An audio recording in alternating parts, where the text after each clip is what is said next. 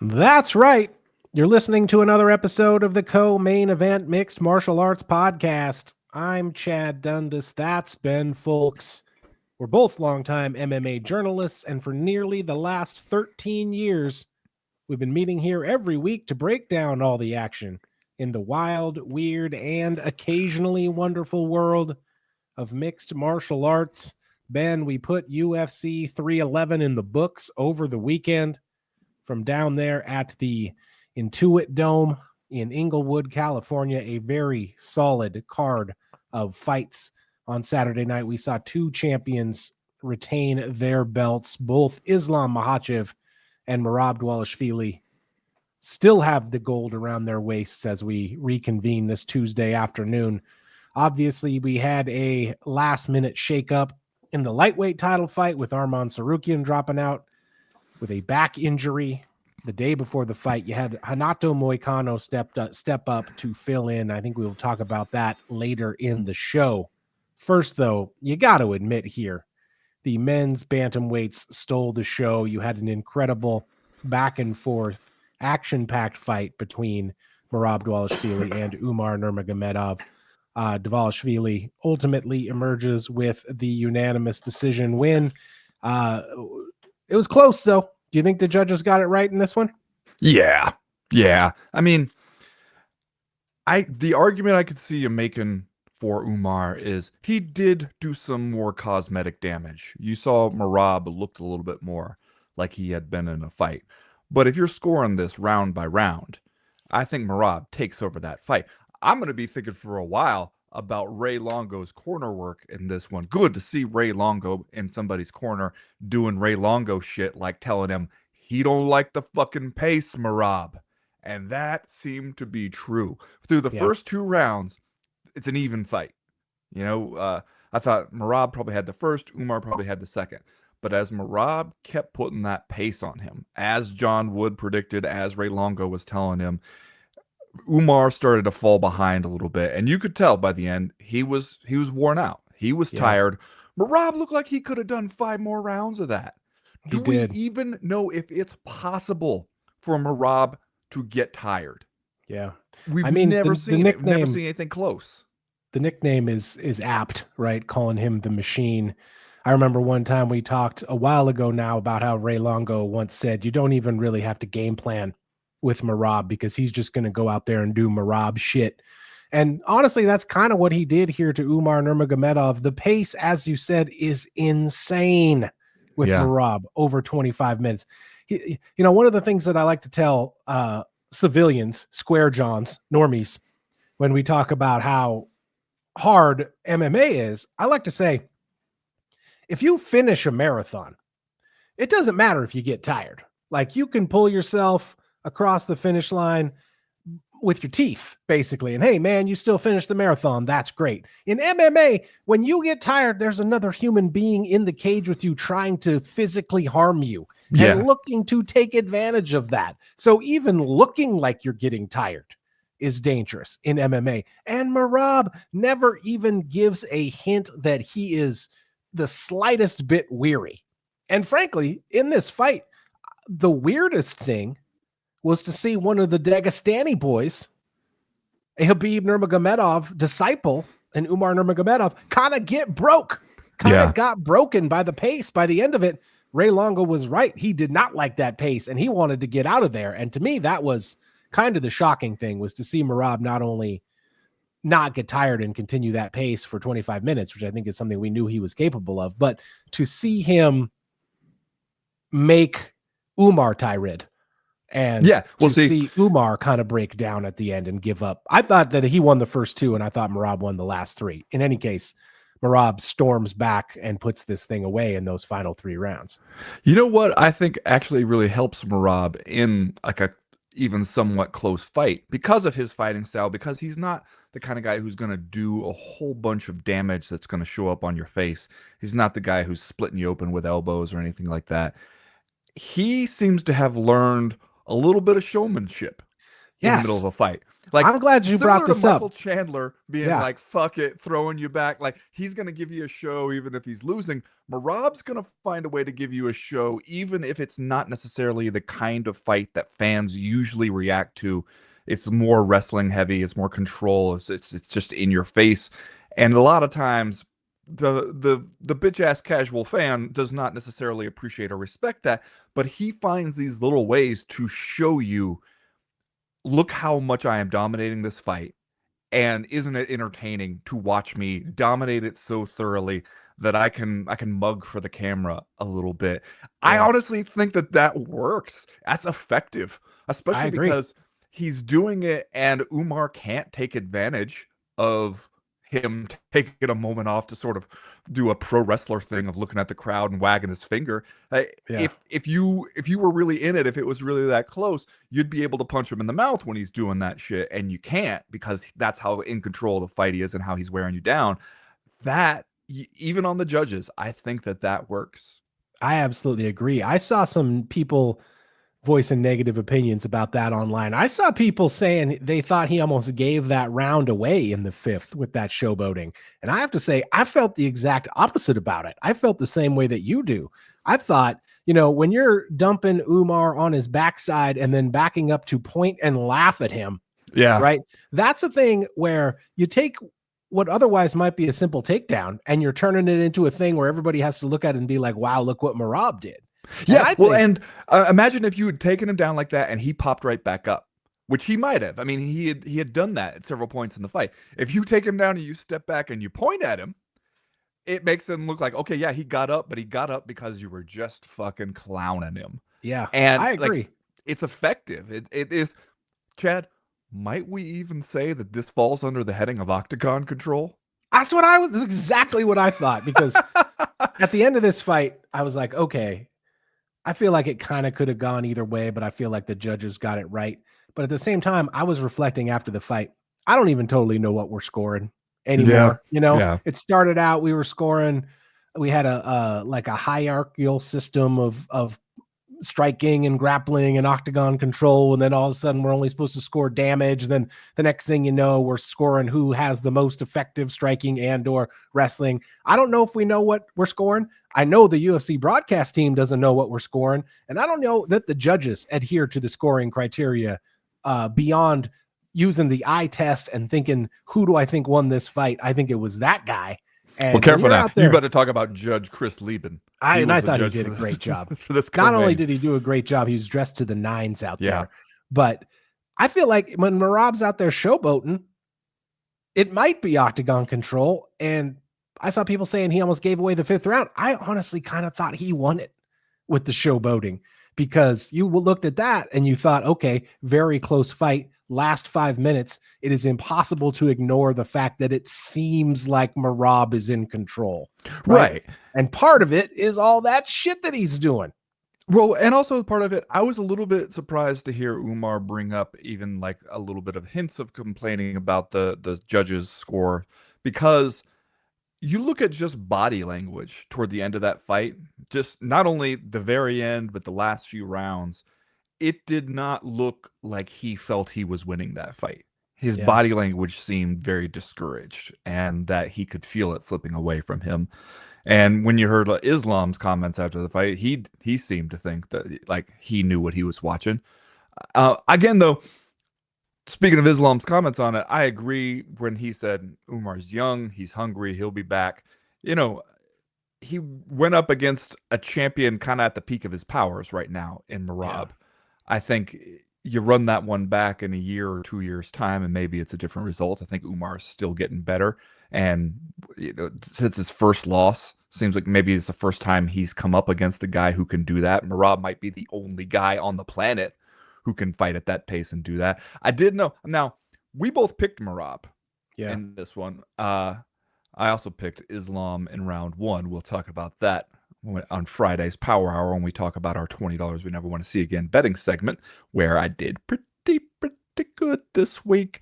But one of the things that when I first raised a little bit of an eyebrow in the pre-fight was Umar talking about how part of his plan was to make Merab tired. And I was like, brother, ain't nobody ever done that, including Merab himself. He does not seem capable of becoming tired. I don't know how you plan to do that. You maybe ought to focus on hurting the guy and banging him up early on, because focusing on his cardio failing, there's no evidence to suggest that that can be done. Yeah. That was one thing where I was just kind of like, oh, okay, I don't. That might be the usual game plan, but I don't know if that's going to work against Merab. Even a Merab who, as he made clear afterwards and hinted at before, was dealing with some injuries, dealing with some stuff coming into this one. Yeah. I mean, in fairness, that whole fight team, now coached by Khabib Nurmagomedov, is used to doing stuff that nobody has ever done before. So I can kind of understand the confidence of looking out there and saying you might be able to make Merab tired and win the cardio battle. As it turned out, that was foolhardy, if that's what you honestly thought, because now we know Merab simply cannot get tired. Ben, Merab was chewing gum. Did you notice this? I thought it looked like he was chewing gum. He appeared to be chewing gum throughout the entire fight. Which, what was he chewing on his mouthpiece? Because first of all, that's what I was wondering, because he gave every impression of chewing gum, which I thought was shades of Benson Henderson back in the day, fighting with a toothpick in his mouth. But it was like one of those things where the whole time I was like, is he chewing gum right now? Is he chewing gum? How would it even work to chew gum with a mouthpiece in? Because isn't it gonna stick to the mouthpiece? Isn't it, like, I don't understand how the physics of it would work. I thought maybe, is it a nervous thing, or there's a thing Merab does to chew gum normally in his civilian life, and so he's just sort of physically doing it, even if there's no gum there, he's just chewing on the mouthpiece itself. Because I couldn't actually ever physically see any gum inside his mouth. Yeah, that could be. It could have been the mouthpiece. But hey, wouldn't put it past him. If you go in there to defend a title with some trident up in there, yeah, you crazy. I mean, but if you told me Merab was doing it, I wouldn't put it past him. I guess that's true too. As it turns out, we knew this already, but Merab Dvalishvili is an absolute insane person, but in the best possible way for a cage fighter. As I tweeted on Saturday night, if you worked in a different walk of life, it might come back to haunt you. You might cause some problems. But for a cage fighter, Merab's particular brand of insanity is kind of amazing, because he has this performance over 25 minutes, and then you put a mic in front of that guy, buckle up, because you're not getting it back. Well, you might also say the same thing about him laying hands on the UFC bantamweight title. You're not getting it back. Also, don't forget, anyone who thinks that maybe you're going to voice some contrary opinions as Merab is making his way down the aisle. He is a U.S. citizen now, so he can fight you. That's right. He's not worried about it. Can't get deported. I did notice they showed him in the crowd, Sean O'Malley, sitting there with his sunglasses on, stone-faced. And I was kind of like, yeah, I wouldn't be smiling either, my guy. Wouldn't be smiling either. Which begs the question. Is there anybody who takes the title off this guy, man? It's not going to be Sean O'Malley. It's not going to be Peter Yan. We just saw that, at least in the immediate, it's not Umar Nurmagomedov. And after that, you get into the bottom half of the bantamweight top 5, and it's Davison Figueiredo, Chito Vera, Henry Cejudo, Song Yadong, Rob Font, and Mario Batista. Ain't none of them guys taking that thing off Merab's waist. Yeah, I'll say Peter Yan looked good the last time we saw him. He already has that decision loss to Merab from 2023.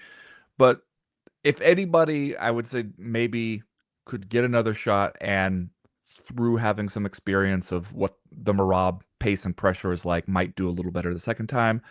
Of those people you named, I'm inclined to think that Peter Yan has the best chance right now to try to do something different in the rematch. The other guys, Henry Cejudo, who knows, going to retire and unretire 3 more times before he gets another crack at Merab. Like, a prime Henry Cejudo might have the skill set to deal with Merab, but that's not what we're looking at now.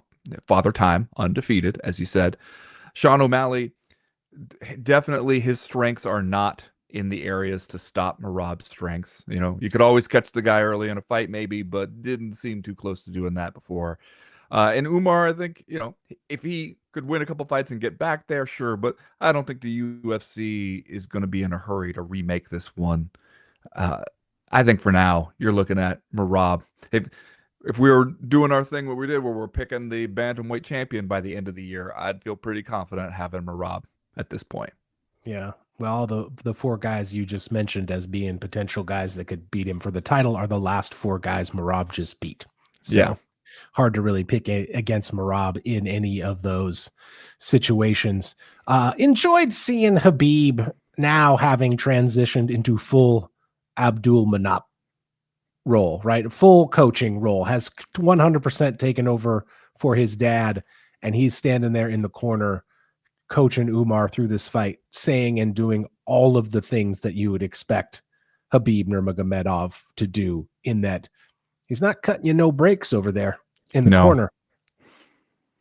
And, we talked a lot about the incredible success of that team and kind of the top four guys to come out of that team.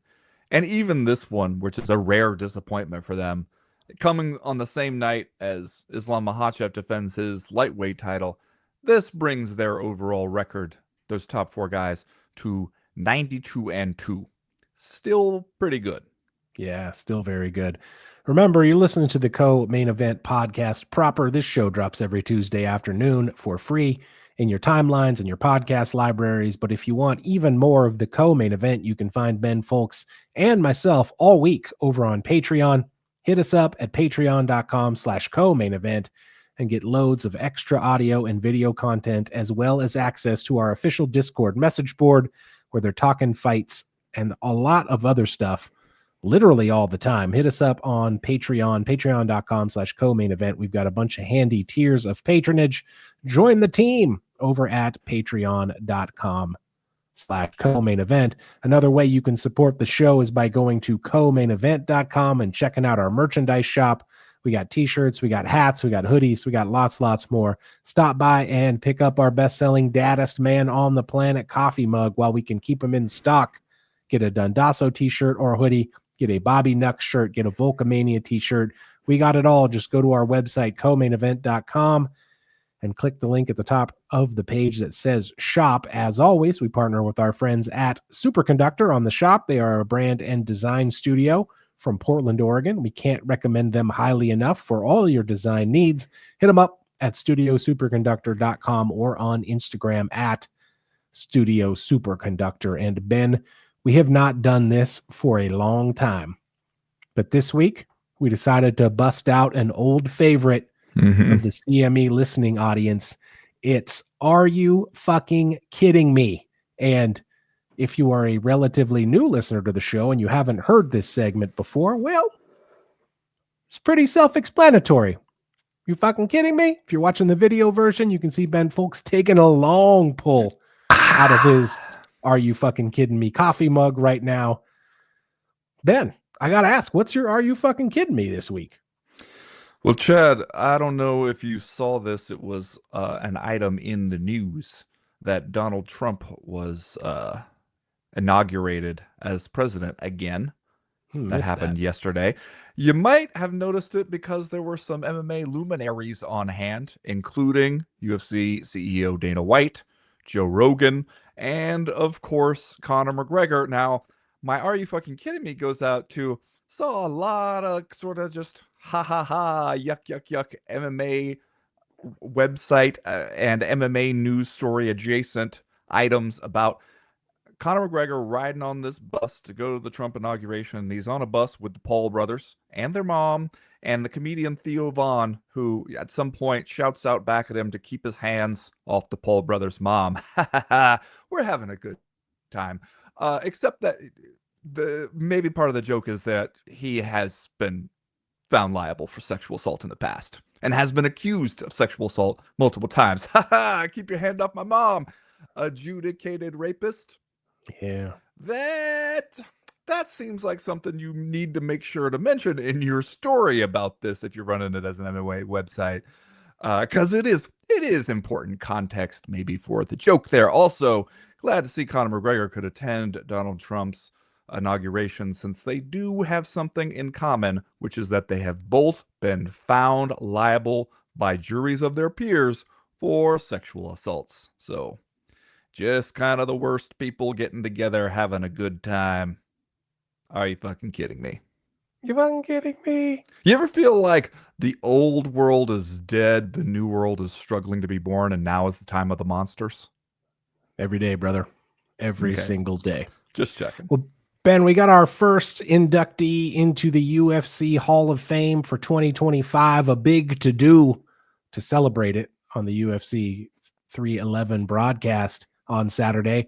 And the first inductee, cue the drum roll. It is Craig Pelagian. That's not how Craig, I thought it was pronounced all these years. I'll admit that. I gotta say, this is a guy I never heard of before. But Oh, you've heard of him. you want to put him in the hall. I get it. He's important to the success of the Ultimate Fighter. He's going in the contributors wing. You want to put this guy in there, that's fine. I will say this. I spent this entire video montage trying to figure out if this guy had died.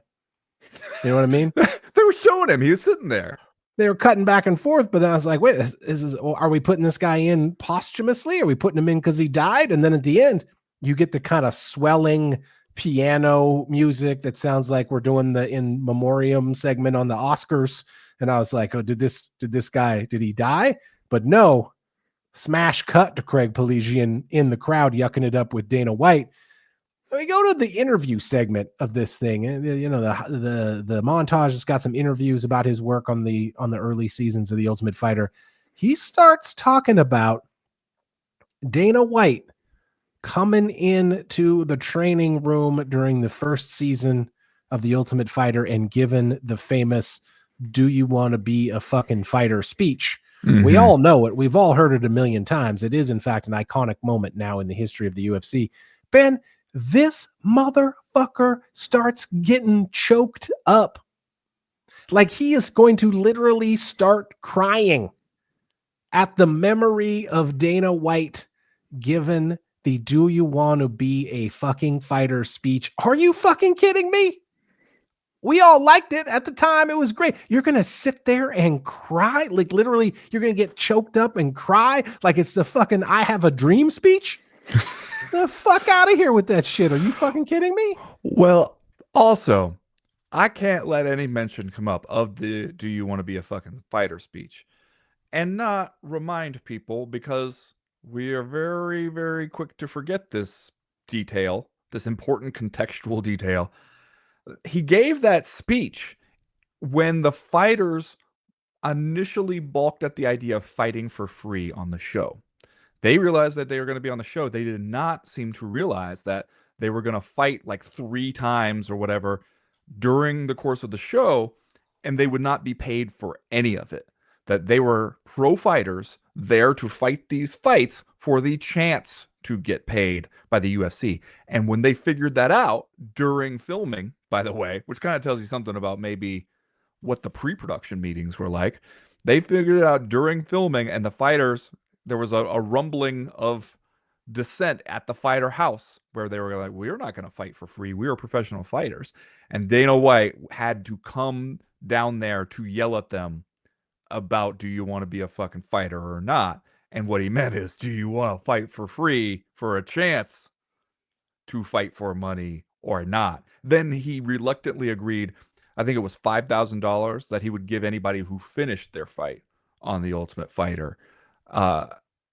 The speech was very much a Dana White speech, in that, as angry and inspiring as people found it afterwards, it was to try to bully the fighters into fighting for free. Let's not forget that part. Are you fucking kidding me?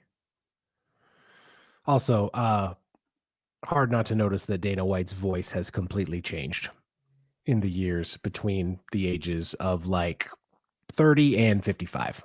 He has gone through puberty during that time. His voice is totally different now. I don't know if you've ever listened to old episodes of the CME, my man, but you and I don't sound like the spring chickens we were when we started this either. Well, that's because we're jacking that testosterone straight into our veins every week. We wouldn't have these rich flowing locks if we were jacking that testosterone. That's the first thing to go. All right, that's going to do it for Are You Fucking Kidding Me? And right now, like we always do about this time, let's do a little bit of listener mail. Listener mail.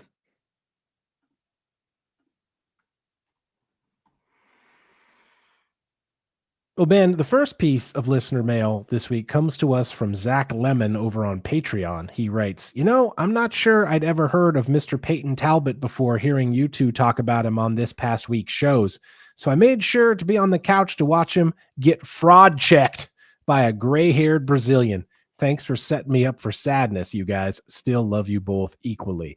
Come on, Wow. you can't blame this on us. That's not on us. You can't blame Peyton Talbot's incredibly disappointing performance in a fight where he was a minus 1,100 favorite. You can't hang that on us. This is not even a question. This is a complaint, really. Maybe a comment, but I get it. Like, he comes in there as a huge favorite, and that line obviously seems, in retrospect, pretty inflated. He's a young fighter. What is he, like 26? He doesn't have that many pro fights. I still think that guy could be something. And even in this fight where you saw he had some grappling deficiencies that Ronnie Barcelos was able to exploit there and exploit right away. Like, he got taken down in like the first 10 seconds of this fight. So obviously that game plan was going to work on him. You saw some moments in this fight where he looked bad when he was on the ground. He's kind of stuck flat on his back. You see him taking big gulps of air and you go, okay, this guy is still a work in progress. But I still think there were some positive signs from that. I could see that guy continuing to get better after that. It just goes to show you, you get in the UFC and you become any sort of known guy.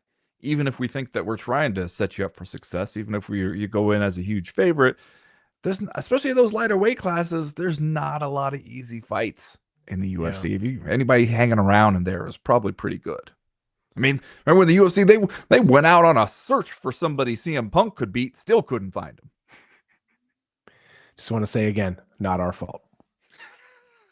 Not our fault. The important next question this week comes to us from Matthew Erickson on Patreon. He says UFC 311's main card only had one decision.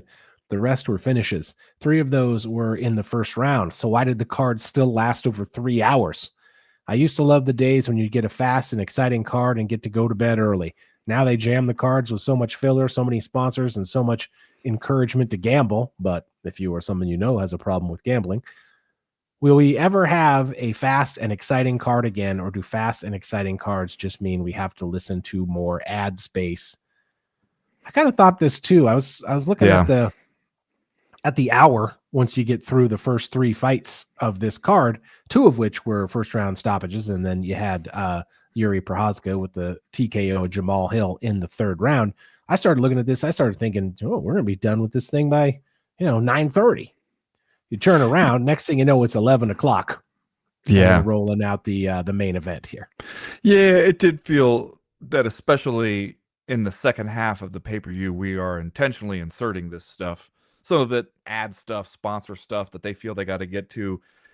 This is one of my pet peeves, annoyances. It makes me feel like a little bit of a boomer when I start complaining about this shit, but I complain about it anyway. If I am paying you directly for a thing, and then you're also squeezing in ads on top of it, that feels like you as a broadcaster looking at me and being like, what the fuck you gonna do about it, you sucker? I feel it all the time when I'm watching stuff. Chad, I'm watching stuff on HBO. I'm streaming HBO through a subscription to them that I have. One of the things you used to get, one of the things that used to be a selling point when you subscribe to HBO was that you didn't have to sit through commercials because it is top tier cable. And then kind of all at once, the streamers all sort of realized we could sell ads and get your direct subscription dollar, because what the fuck are you going to do about it? And the UFC has also done more and more of this on pay-per-view, and it's especially grating considering what you are paying. You're paying like $80 to watch this shit, and they're like, also watch some ads for some terrible movies or whatever. That kind of shit is just like, you do not respect my time at that point.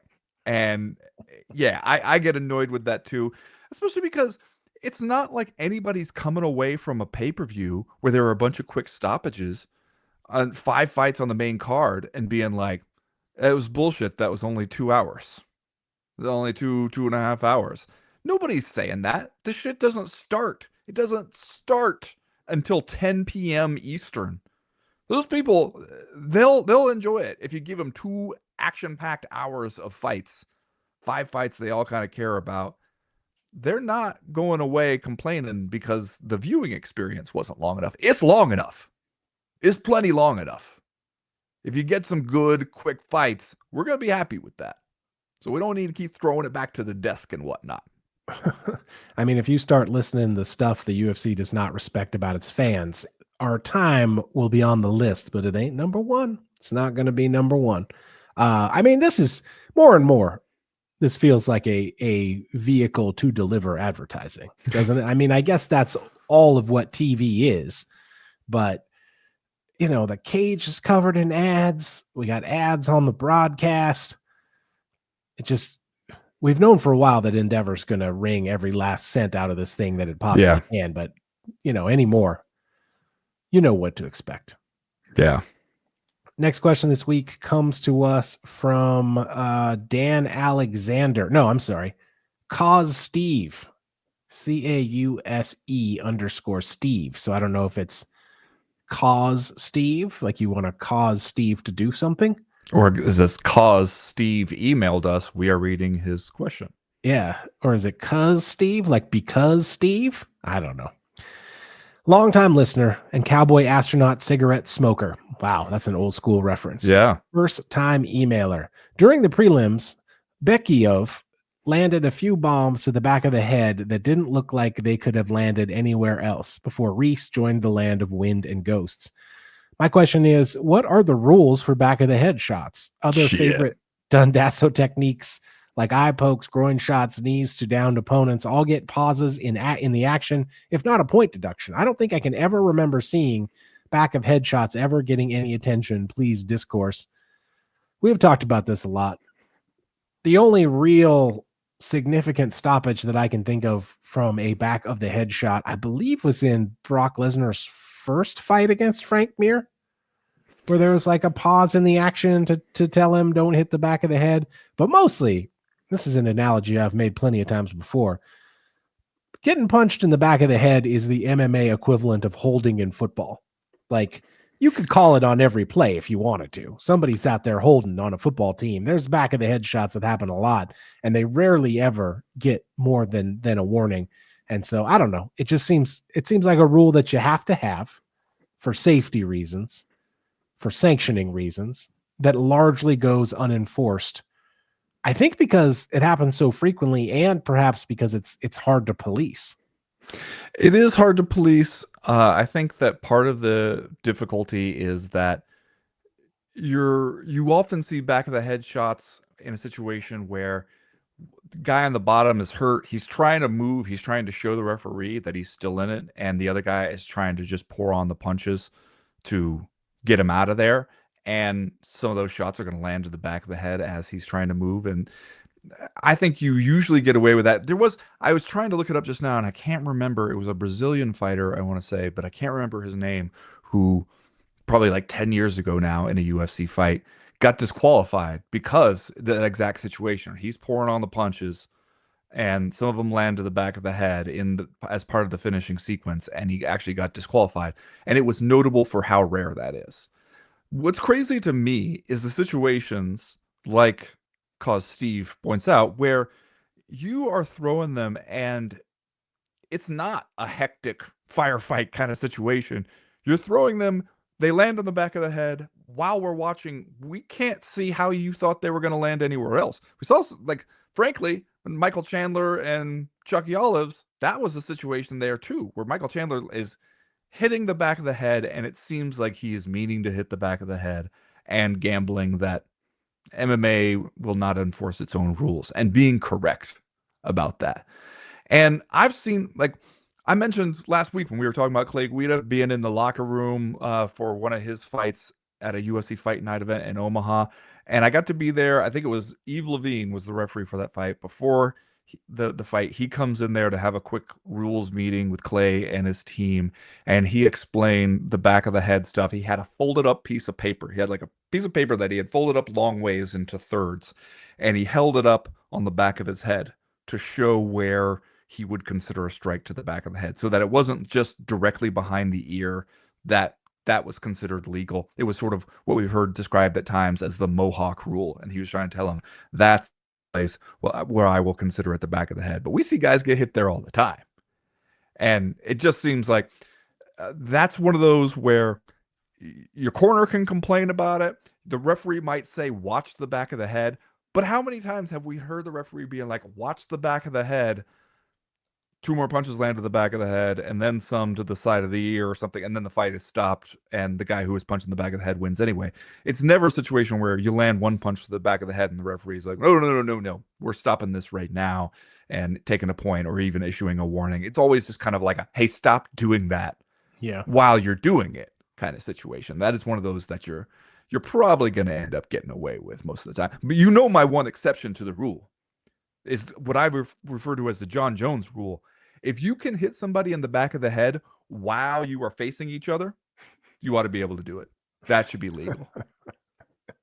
All right, now we get to our question from Dan Alexander, who writes, so Chris Weidman decided to hang up his gloves. I wish him the best of luck, even if I've always low-key hated the guy after he knocked out Anderson Silva, not to mention then smashing the Spider's leg all broken and shit. Well, that aside, I begrudgingly appreciate the fights he's given us and wanted to get your thoughts on the All-American's career. See, even his nickname sucks. hating, just some prime hating from Dan Alexander here. Yeah, I think Chris Weidman is one of the archetypal examples of the tendency or the danger of us focusing on the last handful of years of his career, right? Where he lost the UFC middleweight championship to Luke Rockhold and then basically never put it back together in terms of wins and losses before walking away on the heels of this loss to Eric Anders at UFC 310. But let's not forget that Chris Weidman started out his career 13-0. Yeah. And that he was one of these guys who was a blue chip prospect back in the day. He was a guy that I think before he even got to the UFC, Matt Serra and Ray Longo were talking about how this guy was a future champ. And you watched him fight some of these early fights against guys like Tom Lawler and Damian Maia, Mark Munoz. And you really got the impression that it was only a matter of time before he was going to be the champion. And then, of course, he does end up being the guy to exploit a slightly aging and starting to move down the hill Anderson Silva at UFC 162. So I don't want to lose sight of that. He also defended the middleweight title successfully 3 times. Yeah. Which at the time didn't seem like a big deal because we had just seen Anderson Silva successfully defended 10 times. But in the world of the modern UFC, man, some of these title reigns are short, and you got to give it up to Chris Weidman for having 3 successful title defenses. Of course, I think one of the things that I will not be able to get out of my mind either is the dreadful symmetry of Chris Weidman being in the fight with Anderson Silva where he suffered the horrific leg break injury. And then several years later, Chris Weidman is out there with Uriah Hall and he suffers almost the exact same injury on the exact same technique. It's hard to ignore that because that's a little piece of MMA insanity that happened to the guy. That's the kind of shit that makes you believe in the literal existence of the MMA gods because it's just too crazy to happen by coincidence. I agree with you that people will focus too much on this last half, basically, of Chris Weidman's career and forget how good he was at the very beginning, how good he was up through winning the title, then beat Lyoto Machida, ran through Vitor Belfort at a time when Vitor Belfort was running through other people. There was the added wrinkle of that being TRT Vitor, and then less so Vitor Belfort, who showed up to fight Chris Weidman for the title, and it was after a lot of the dirty laundry had been aired by the UFC mistakenly, accidentally emailing Vitor Belfort's hormone test results to a bunch of people that they didn't mean to send it to. And so he looked physically way different when he showed up for that fight. But still, Chris Weidman beat him easily. But it is a really stark reminder how quickly you can fall off in this sport when things just start going a little bit bad for you. Because, as you said, 13-0 to start his career, and that covers from like 2009 when he makes his pro debut to midway through 2015. So you're looking at about 6 years there. And then he loses his first career fight in 2015 when he loses the belt to Luke Rockhold, and it really goes downhill from there, and he never wins two in a row again before retiring. Retires 16-8. So it's like starts off 13-0, then loses 8 and only wins 3 over the next like 9 years. So it's kind of just like two halves of his career there. One super awesome, the other a series of diminishing returns. And I think that just shows you how it can be in this sport. Yeah. It doesn't take that much. And some of it was bad luck, even, like uh, that fight. I know he's still mad about that one against Musasi where he felt like there was a foul there. The fight wasn't stopped the way it should have been. The leg injury one against Uriah Hall. You know, some of these things that went wrong for him were also like he will tell you psychological, but also a series of injuries that he was dealing with and not knowing exactly how to go about it. I remember Stephen Thompson talking about when he started training with Chris Weidman, feeling like, how does this guy ever lose a fight? He's so good in the gym, has so many great abilities and tools, but also just it can be that way sometimes. Yeah. You're beating Yoel Romero and he comes out of nowhere with a flying knee KO. And the next thing you know, you go from feeling like you can't be beat to feeling like you can't buy a win, and your confidence gets shattered. And that's the cruelty of this game. All right, that's going to do it for listener mail this week. If you have a question, comment, or concern that you want to air to the podcast in future weeks, you know how to do it. You go to the website co-mainevent.com and click the link at the top right-hand corner of the screen that says email the podcast. That'll get you in touch with us. Right now, we're going to go ahead and talk a little bit about the lightweight title fight at UFC 311, Islam Makhachev's win over Renato Moicano, right after this.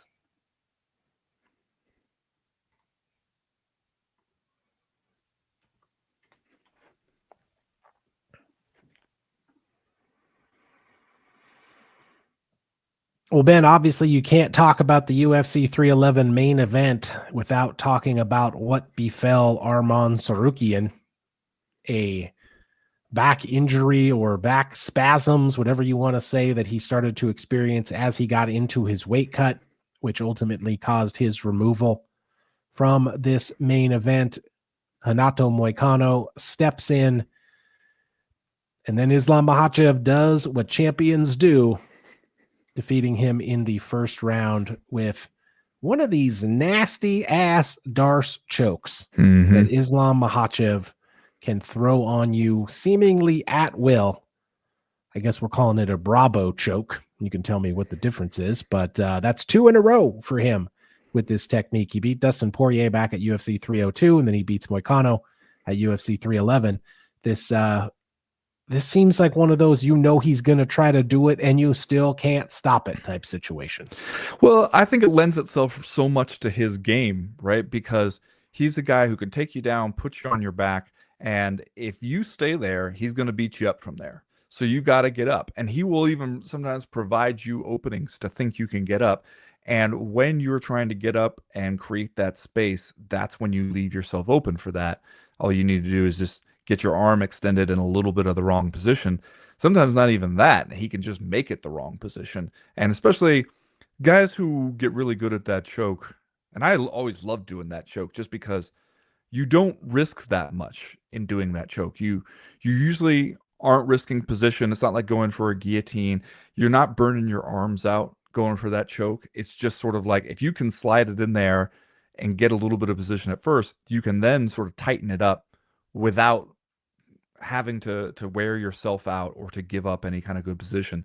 And he's gotten so good at it. We heard Demetrius Johnson afterwards talking about how he had trained with him and gotten caught in that Darce a few times, and he was like, it's a super strong choke that he has from there. And Renato Moicano, a guy who knows his way around some jiu-jitsu, and he was tapping pretty quickly to that. So that shit must have been tight. And I think, it's unfortunate for Islam that the shit all went down this way because first round one-sided victory like this, that's about as good as you can do. Yeah. And still it just sort of feels like that's the baseline of what we expected for him. In a fight like this, you were going to fight the number one contender, a guy who you'd fought before, a guy who we all agreed deserved the title shot. Instead, you get a last minute change where we just pulled up a guy from the undercard who nobody was talking about a potential title fight for Renato Moicano. Even if he had won his fight on the undercard against Beneil Dariush, we still wouldn't have been talking about a potential title shot for Renato Moicano. It just wasn't even in the conversation. And so then when that guy gets slotted in to fight you, we expect you to run through that guy. If you don't, it's kind of a disaster. If you do, we go, all right, well, maybe we'll see something that's a worthwhile test of your skills next time. I thought it was kind of not confusing because I know how his mind works at this point, but hilarious to hear Dana White afterwards at the press conference where people were like, Dana White had been saying forever that he thought everybody had it wrong when they had Islam Makhachev at the top of their pound-for-pound rankings ahead of John Jones. John Jones is clearly the pound-for-pound best. Couldn't stop talking about John Jones for like the 6 to 9 months leading up to his fight against Stipe. And then here was like, fine, I'll admit it. Islam is the best pound-for-pound. And it's like, wait a minute. For defeating Renato Moicano? Does defeating Renato Moicano make you the pound-for-pound best in the world? Because I don't think anybody would say that that's the test you have to pass in order to be pound for pound. What you're saying is, well, the John Jones hype served its purpose. We sold his fight against Stipe. Maybe now negotiations may or may not be ongoing or going well or anything. And so now there's no more impetus. There's no more benefit to hyping John Jones as a pound for pound best. Islam just sold a fight. Islam going to be back in there pretty soon, you hope. Islam is the guy we want to hype as the pound for pound best. The reality is that he didn't get a chance to fight somebody that was going to allow him to prove any more than he has already proven by getting to this point. You're telling me that Dana White said someone was the pound for pound best in the world right up to the point where it stopped being beneficial to Dana White? And then he changed to the new guy? Yeah. He changed to the new guy who stands to make Dana White money? I mean, I thought, frankly, the exact same thing you thought when Dana White started talking about this at the press conference. I thought to myself, uh-oh, looks like we had to start talking to John Jones about money again. Now, suddenly, he's not the number one pound-for-pound fighter in the world anymore. Next thing you know, John Jones won't want to fight anymore. Mm-hmm. Next thing you know, it's he's got a lot of money. He's got a lot of money. John Jones doesn't want to fight anymore. So keep your eye on that one. Islam Makhachev, even. Go ahead. Okay, Arman Tsarukyan, did you see his comments about what happened? Yeah, I did. And I mean, I guess you feel bad for the guy in some ways because he wasn't the UFC's first choice, I don't think, to get a title shot. He was one of these guys that absolutely had to earn it by winning fight after fight after fight until it was sort of like there was no one else even left for Islam Makhachev to defend the title against, and then to have him feel like he needed to drop out because of this physical situation. You got Dana White coming to the press conference basically saying it ain't going to be Arman. It's not going to be Arman next, which that sucks for Tsarukyan, man, because now who knows how many fights you got to win to get back in that spot. Yeah, and he was talking about how he was getting on the bike during his weight cut and his back just sort of went out. And if you've ever dealt with especially lower back stuff like that, when that happens to you, you can't stand up, basically. He was saying he couldn't move. And if you've ever dealt with something like that, you know that feeling. It's not like my knee hurts, I'm going to push through it, or my shoulder doesn't feel great or something like that. It's not like that. It's just completely incapacitating to where it's not an option. And to have to go through that right then at that moment where you're preparing for this opportunity you've worked years to get, and that you have to know is not going to come back around easily or quickly, that has got to be a gut punch for Arman Tsarukyan. Yeah. I guess maybe the best hope for Arman Tsarukyan is that Islam Makhachev, like Dvalishvili, seems like the kind of guy who's going to keep the belt, because you look around at the lightweight top 15 rankings and you got Charles Oliveira, Justin Gaethje, Dustin Poirier, Max Holloway, Dan Hooker, Michael Chandler, Mateusz Gamrot, Beneil Dariush, who you want to talk about who got screwed over the weekend. You probably ought to start with Beneil Dariush. And then, of course, Renato Moicano, who he just beat. that list is comprised of guys that either Islam Makhachev has already beat or guys that I wouldn't give a great chance at beating Islam Makhachev. Don't you think that the reality is the very situation you describe is going to make it so that we're pretty soon here going to be talking about Ilya Topuria coming up in weight, and him versus Makhachev is the fight that seems like I'd pay some money to see that one for sure. I think a lot of people would. And the downside for Makhachev is the last time he beat a featherweight champion, people were like, okay, that's cool and all, but he also was a featherweight champion. The same way you don't get full propers for beating Renato Moicano, who steps up, you didn't entirely get full propers, at least the second time that you beat Alexander Volkanovski, because he took it on pretty short notice coming up a weight class. And yet this time it feels like, okay, Ilya Topuria knocked out Max Holloway, whose name you read off among the lightweight contenders, knocked out Alexander Volkanovski. You can do, a rematch with Volkanovski. You could do Ilya Topuria versus Diego Lopez, maybe. But pretty quickly, you run out of compelling stuff for Ilya Topuria to do just because of his meteoric rise to be the champion at featherweight. And he's already talking about physically having some questions about whether he'll continue to stay in that division. Him going up to lightweight and to fight Islam Makhachev, that seems like a monster fight. You want to talk about year of the super fight, Chad? Yeah. That would be the first one I'd make. Yeah, for sure. I think it's very compelling, at least in terms of something that you can promote. It's probably a huge fight. I don't want to be that guy. Uh-oh. But I'm going to. Am I wrong to think that that is not a great stylistic matchup for Ilya Topuria? It's tough. We can see we obviously have seen what he's been able to do. As you mentioned, Max Holloway, Alexander Volkanovski submitted Bryce Mitchell back in 2022. So, he's got some skills on the ground. But as a guy who is kind of, at least so far, making his name as a stand-up knockout artist, that's the kind of thing that Islam Makhachev is probably not going to let you do. He's probably not going to stand there and throw hands with you any longer than he absolutely has to. Right. I will point out that Ilya Topuria, it's not like he's been taken down a bunch. He does seem to have pretty good wrestling when he's had to use it. There's a difference between having pretty good wrestling and having the wrestling to stop Islam Makhachev's takedowns.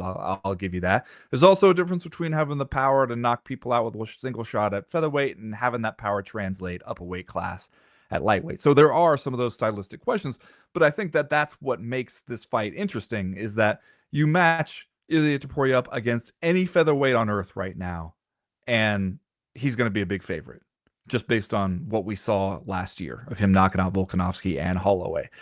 Anybody you put him in there with at 145 pounds, we're thinking that person's getting knocked out. If you move him up a weight class to fight somebody like Islam Makhachev, who's dominating the division, then you start to think like, here's where he could be in trouble, and that makes it more interesting. I'll also point out, even though these days Ilya Topuria is representing Spain, Chad, he's from over there in the region. He's from Georgia originally. Yeah. They know some shit about wrestling over there. We just saw Merab prove that both sides of the Caucasus Mountains have some guys who know something about wrestling. So I don't know. Maybe he gets in there and he surprises us. Also, maybe like Islam Makhachev, more so than maybe a lot of the other guys to come out of that camp. He believes in his hands. He will stand there and throw some punches with you. At least until it seems like maybe it's not a great idea, and then he'll easily take you down. But I don't know. If you're Ilya Topuria, you might get a chance to stand there and throw some bombs. I don't think Coach Habib is going to let Islam Makhachev stand there and throw bombs with Ilya Topuria, but crazier things have happened. I did see Ilya Topuria, speaking of being a Georgian, send his congratulations out to Merab in the wake of his win. So maybe you get in the room with Merab if you're Ilya Topuria and you start working on some wrestling that way. Better be drilling that Bravo choke defense. Mm-hmm. You might want to get some instructional videos about that one, because champ likes that technique. Might be something you want to keep on your radar. Instructional videos, he says. Yeah, see if you can get like a Matt Hume VHS cassette tape, Eric Paulson, Matt Hume, early 90s, find yourself a VCR, pop that thing in there. Drill the Bravo choke defense. Stopping the Darce choke with Josh Barnett. All right. Well, hey, speaking of Merab Dvalishvili being a totally insane person, in other Weirdsmobile action on the UFC 311 card, you saw Jiri Prochazka get a third-round TKO victory over Jamal Hill in a light heavyweight fight that is, we assume, pretty important in terms of the pecking order and challengers who might fight your boy Alex Pereira for the title at some point. We've all seen the video of Jiri Prochazka training on the treadmill, right?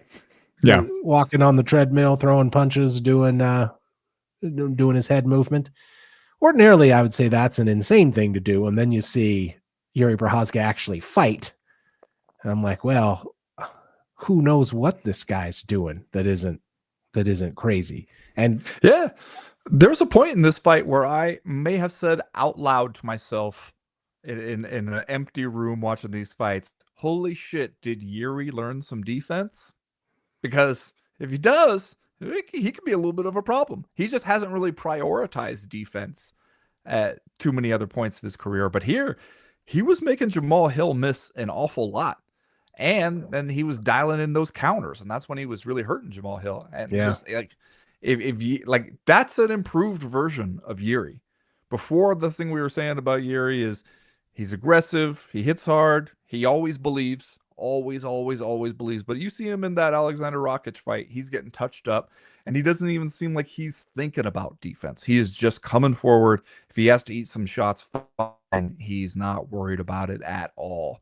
And here, he actually seemed like he had made a lot of defensive improvements, and it really paid off for him. I didn't think he was going to win this fight, and that was one of the reasons. And seeing him having Jamal swinging at air as much as he was, I was just like, okay, that's a better Jiri than we have seen.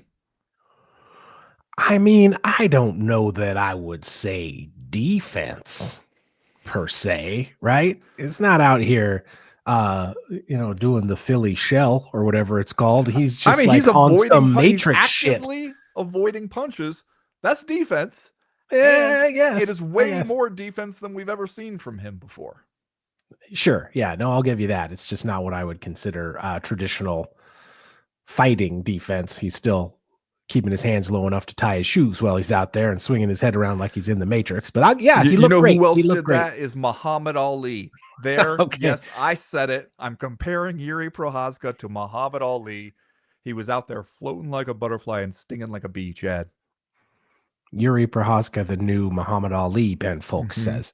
I was surprised Jamal Hill made it this far, man. When Prochazka crumpled him with that first, I think, with counter left, whatever it was, I was like, okay, we're done here. And somehow Jamal Hill seemed like one of those maybe wakes up when he hits the canvas type situations and manages to come back, at least make it interesting going into the third round. So yeah, especially because after he got dropped the first time, the body language was troubling from Jamal Hill. He was standing straight up. His head wasn't moving a whole lot. He seemed like he was there to be hit, but he also kept coming back. I mean, you got to give him credit for toughness and for heart in that fight, because he didn't go away easily at all. And it really was sort of the accumulation of damage and those counters late that finally allowed Jiri to put him down and put him away. But he definitely seemed in trouble early on in this fight. And also, though, another good sign for Jiri was that he didn't freak out and go all out in search of the finish there. He was confident in how he got there, and he stayed calm and put it together. Yeah. Let's close with this question from @PissedOffLawyer, who wrote us this week. He said, with Pereira and Ankalaev now officially on the books, Blachowicz fighting Ulberg in what seems like a top contender fight, and Jiri Prochazka putting on a classic wild man Jiri performance against Hill, is the light heavyweight division interesting again?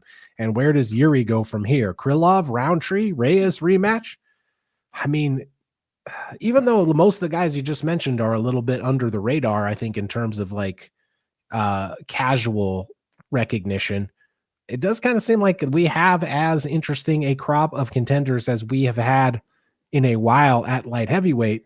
And maybe the difference now is that you don't have a champion that seems completely unbeatable. as good as Right. Alex Pereira has been. He's in for some challenges here at light heavyweight. So I do think it seems super interesting now, especially if Alex Pereira is able to get by Magomed Ankalaev. Like, we could be singing a different tune if suddenly Ankalaev is your champ. But yeah, things do have an interesting veneer over there at light heavyweight right now. I predict that if Alex Pereira beats Magomed Ankalaev, we will once again hear renewed calls for him to go up to heavyweight, which he's sounded open to in the past. The UFC has sounded less enthusiastic about it. But depending on how the heavyweight situation shakes out, if you can get John Jones in a cage with Tom Aspinall, if you can't, and if Alex Pereira is still the champ after that Ankalaev fight, I think there's a good chance that people look at it, say he's cleaned out the division, let him go up to heavyweight, fight big Tommy Aspinall, and you have yourself another blockbuster for the year of the Super Fight 2025. Yeah. The Ankalaev one, though, is going to be a test because that's the kind of fighter who we've suspected that Alex Pereira might be most vulnerable against. As good as Jiri looked here, and I knew he was going to say it. I knew he was going to get on the mic after this win and be like, give me a third fight with Alex Pereira. I was like, brother, no. Congratulations. I'm going to let you finish. But no, that even with the improvements that he's made, I don't have any reason to believe a third fight would go any better for Jiri. And if you are looking at fun matchups that you can make for Jiri, I think the UFC is at a point where they realize what Jiri Prochazka brings to the table. They're going to want to match him up against somebody who he can have one of his kind of fights with. I think Khalil Roundtree is the perfect guy for that. Yeah. Jiri Prochazka versus Khalil Roundtree. That's a banger right there. That's what I was going to say too. I like that Roundtree matchup a lot. I think you're right. I think whether or not Alex Pereira is allowed to go to heavyweight has a lot to do, much like who is the number one pound for pound fighter in the world. It probably has a lot to do with how the negotiations are going with John Jones. In any case, that's going to do it for the Co-Main Event podcast this week. We invite you to check us out over on the Patreon page, patreon.com/co-main event. We'll be doing the live chat tomorrow. We got Doing the Damn Thing on Thursday. And of course, the CME Patreon Power Hour coming up on Friday. So if that sounds interesting to you, head over to patreon.com/co-main event and check us out there. As for right now, we are done. We are through. We are out. Did you notice over there in the Just for Fun Fight Picks challenge over at the Patreon? Did you see who finished rather high in the picks this week for this week? See that? It was me, this guy right here. I believe I was in like a 4-way tie for second place. So there's that, especially since I didn't get in week 1. You'll be probably lucky. You're all probably lucky I didn't get in during week 1. It's January, my man. It's a lot of fight picking still to come. Hey, look, I gotta revel in these wins. We're both gonna be in the black over on $20 we never want to see again this week, maybe for the first time in history during what is essentially our anti-gambling segment. Don't be like us, be better than us kind of thing over there behind the Patreon. But we both had nice weeks this week. So congrats to both of us. We're both on the positive side of the ledger. I'm going to revel in it while I can. I'm going to Sizzler.